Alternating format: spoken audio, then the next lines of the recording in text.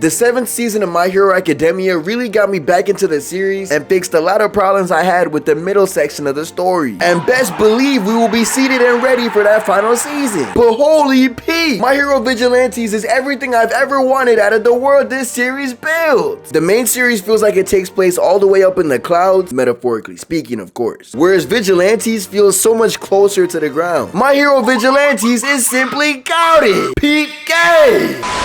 This series is genuinely the perfect way to handle a spin-off. It uses people who would literally be background characters in the main series to flesh out the rest of the world this story takes place in. The fact that we never see Koichi, Popstep, or Knuckle Duster at all in the main series just shows how big and alive the world of My Hero is. They're literally friendly neighborhood heroes, except this motherfucker not so friendly. Koichi, aka the Crawler, is such an excellent protagonist too, because it feels like he captures the themes that Deku was supposed to initially. Also, the Crawler is just such a fire hero name. That whole "you too can be a hero" motif MHA has is really proven with Vigilantes. This motherfucker can't even make it to the hero exam because he was too busy saving a drowning kid. And what? Now he's just supposed to never become a hero? Being a pro hero is like a fusion between celebrity and athlete in this universe, dog. Like, what do you mean you gotta make it into a hero school as a teenager or else your hero dreams are cooked forever? But after meeting Knuckle Duster, he was like, nah, that. I wanna fly too. That line, I wanna fly too, stuck with me so much because it feels like it so perfectly encapsulates what this series stands for. Literally anybody can be a hero. This comparison might be crazy, maybe not, but I got the same feeling watching Vigilantes as I did when I watched One Piece Fan Letter, to an extent. I mean, Fan Letter had a nigga in tears, but Vigilantes does the same thing as that special by showing us that every single random side character in the background has a dream that they're striving for and a whole story of their own. Our main trio are nothing but urban legends to the rest of the larger world. And when I say urban legends, I don't mean like Cthulhu, Bigfoot, etc, etc. I'm talking small town, only people in this very specific part of Tokyo know who these people are. Like, I'm assuming a large percent of Naruhata haven't even actually come across the Vigilantes. Like, they just hear about them through word of mouth. Like, if you a native who lives in Naruhata, or like you go to school there, your job is located there, you probably heard of these Vigilantes. But like everybody else, they don't know who these niggas is. And in a society full of flashy heroes that get paid to save people's lives, I think it's extremely fitting that the first pro hero we meet is Eraserhead. This is the most out the way, low key, don't want to be in the limelight type of hero ever, so naturally he would be the first one to run into some Vigilantes. It's actually really cool that a lot of the pro heroes we meet are actually cool with our 3 Vigilantes, or at least they don't mind their existence yet. Like, they both exist in like a mutualistic, we both want the same thing type of relationship, you feel me? I just have a pro license to do it and you don't. Whereas the actual feds is trying to get them packed up and out of here. It is cool that the government is the natural enemy of Vigilantes, and so they play a way more antagonistic role in this story versus the main story about licensed heroes. These motherfuckers would not have been cool with the Sokovia Accords. But being able to tell such compelling fire stories about side characters is genuinely a testament to the world these series have created, dog. A good spinoff can do so much for world building. I love how different the main trio feels from the main series trio, or I guess trios plural. Our protagonist, the Crawler, is a college student who's trying to balance classes, a day job, and being a vigilante all at once. Now that's some classic superhero shit. Also, I'm so glad we got a main character in college, dude. I'm so tired of the high school shit. In terms of circumstance, he's literally Deku's polar opposite. Because where Deku essentially happened to meet All Might that day and get one for all, Koichi missed his entrance exam and lost his hero dreams. And also, where Deku has that hero instinct that just forces him to act before thinking, Koichi really had to think about whether he should save Popstep or not. But it feels more real that way because he had to exercise that heroic muscle a little bit before getting it back. Like, if it was Koichi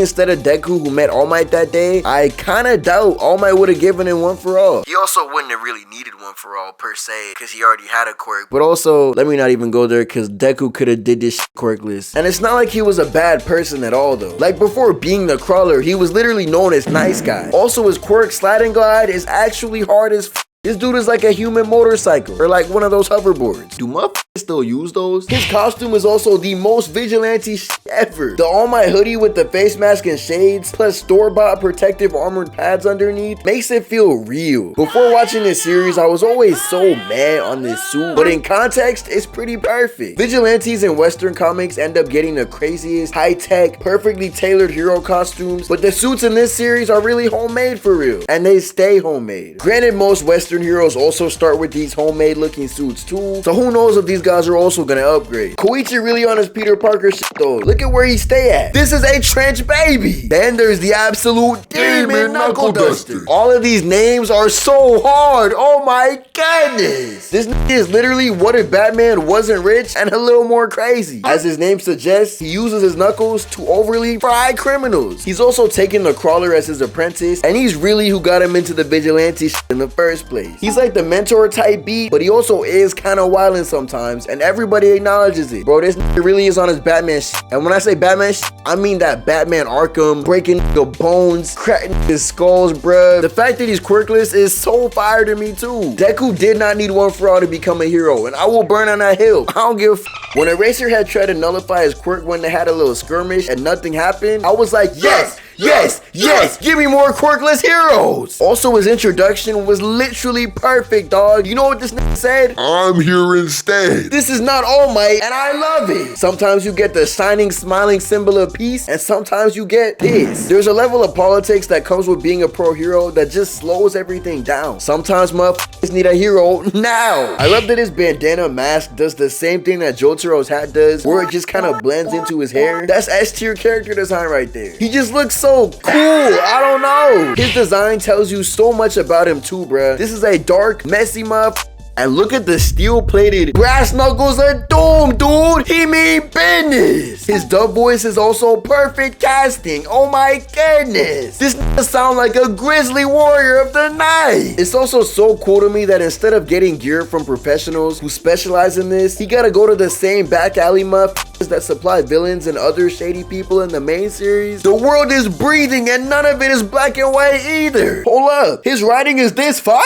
The last character in our trio of vigilantes is Popstat, and she's mad interesting. She's a street idol who got famous online for hosting lit-ass DIY type concerts literally on the side of the street. She ended up also becoming a vigilante with them, but she already had a little following before that. This is also like the most natural way I've ever seen the trope of content creator superhero be done before, because she was already popping online before becoming a vigilante, and the idol pop star part of her is still extremely important to her character. Like, her being an artist is still relevant to her as a vigilante also, which I think is fire. Her being a vigilante is like secondary to the idol part of her whole persona, you feel me? Her quirk is leap, and it gives her the craziest, most highest vertical in the known universe. As an idol, her quirk is a huge part of her appeal, cause she be leaping and super jumping on streetlights and shit while she's performing. I'm not gonna lie, it looked fun as f. Honestly, both leap and slide and glide are some fire superpowers I would love to have in real life. My favorite part about her design is that this whole time before finally watching the series, I thought what she had on her face was just a mask, but the fact that it's makeup instead is kind of neat. I guess if it was a mask, her eyes would probably be whited out like Knuckle Duster or something. But also, at the same time, it's certain heroes who do wear masks that don't get the whited out eyes. Like literally Deku, for example, the 3 times that Deku puts his mask on, he still has his like pupils and irises and everything. So like Deku don't get whited out eyes, Bakugo don't get whited out eyes either. So I guess it's really just like it depends on the hero, cause like nigga, All Might get blacked out eyes, you feel me? But also All Might don't wear a mask, so that's different. I think All Might is just so larger than life that like you're not supposed to see his face. Also, whenever any character gets colored eyelashes, that's an automatic plus for me, bro. That shit look fire. It's also cool that the main 3 don't have to hide their identities from each other, cause nobody cares about vigilantes in this world. Whereas in a Marvel or DC story, a secret identity would mean more for a vigilante, because there's an actual possibility somebody could come after their loved ones or whatever, and yet they still want to keep their identities a secret, but that's mainly so the feds don't fry they shit. This series gives me the same feeling I got all the way back in 2016 when the first season of My Hero came out, dude. I'm just in awe of how captivating this world is to me again. It's genuinely beautiful. Also, Stain origin? That's crazy. I thought Knuckle Duster was a crash dummy, but this nigga Stain cut his own nose off for the love of the Dang, these vigilantes is crazy. Also, shout out the OG Ingenium too. Koichi was this close to getting a generational lob from him when he gave him his business card to work for his agency. I really forgot how clean his suit was too. Oh my goodness. This motherfucker looked like a fusion between Incurgio and a Gundam. I guess Tenya's helmet looks more like Incurgio than Tensei's, but look, you get the point. Also, holy throwback. I have not thought about Incurgio or like Akame got killed at all in years. Shout out Incurgio though. Peak character design. Now that we've actually seen the OG Ingenium in action, I can see how Stain almost put this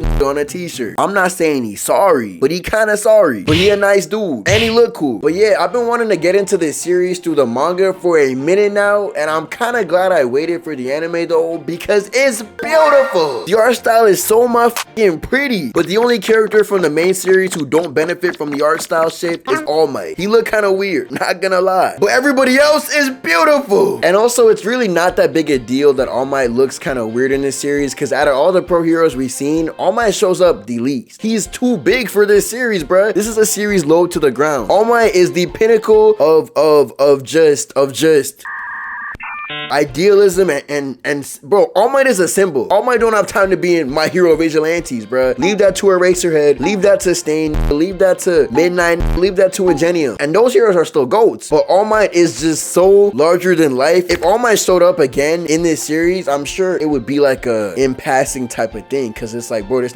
is All Might. Bro, this All Might had feds answering his phone for him, telling Popstep this can't show up to the concert. It's All Might.